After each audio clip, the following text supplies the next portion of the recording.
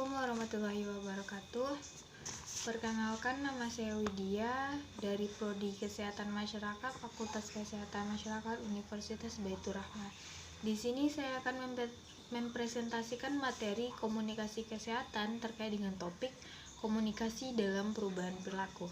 Dalam topik pembahasan komunikasi dalam perubahan perilaku ini, saya akan mengemukakan 3 pokok pembahasan, yaitu yang pertama mengenai komunikasi dalam perubahan perilaku, kemudian peran komunikasi dalam perubahan perilaku, dan yang terakhir yaitu peran promosi kesehatan dalam merubah perilaku.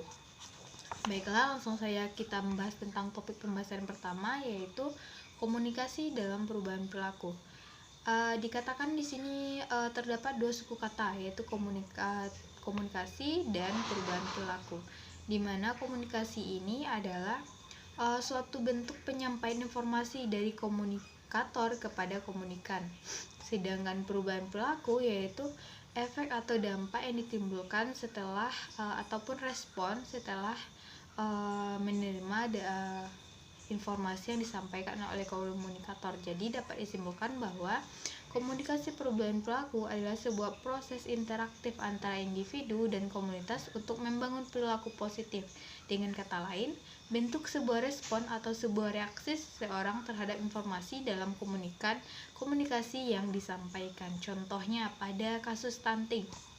Jadi pada kasus stunting ini untuk menekan laju tingginya angka stunting di Indonesia, pemerintah mengupayakan untuk menekan atau merubah perilaku atau pola hidup masyarakatnya agar dapat menekan laju pertumbuhan stunting tersebut dengan merubah perilaku individu itu sendiri dari yang tidak baik menjadi perilaku yang baik, sehingga laju pertumbuhan stunting dapat ditekan dan dihambat pertumbuhannya. Kemudian yang kedua yaitu peran komunikasi dalam perubahan perilaku.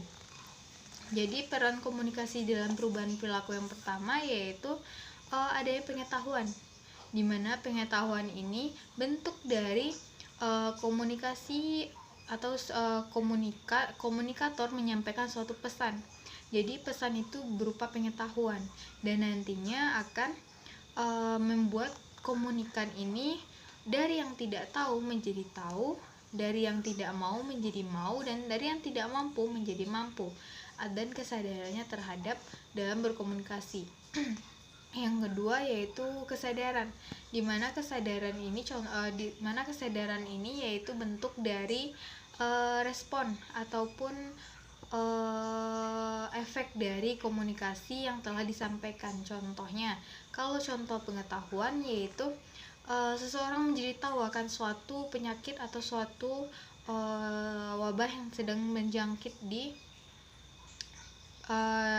Indonesia saat ini, seperti contohnya COVID-19, di mana COVID-19 ini peran komunikasi dalam merubah perilakunya yaitu menekan laju pertumbuhan COVID-19 dengan cara merubah perilaku komunikannya dengan menerapkan 5M. Kemudian contoh kesadaran yaitu misalnya dalam himbauan membuang sampah pada tempatnya.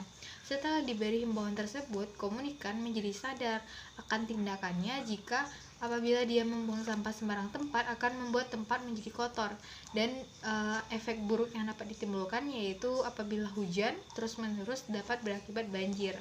Kemudian peran yang ketiga yaitu pembahasan yang ketiga yaitu peran promosi kesehatan dalam merubah perilaku. Peran promosi dari kesehatan dalam merubah perilaku yaitu meningkatkan kemampuan komunikan untuk meningkatkan derajat kesehatannya. Contohnya seperti meningkatkan kesadaran ibu dalam menghadapi persalinan. Baiklah, sekian pemaparan materi komunikasi dalam perubahan perilaku dari saya. Apabila dalam penyampaian terhadap kesalahan kata maupun ucapan, saya mohon maaf yang sebesar-besarnya. Saya akhiri, wabillahi taufiq wal hidayah. Wassalamualaikum warahmatullahi wabarakatuh.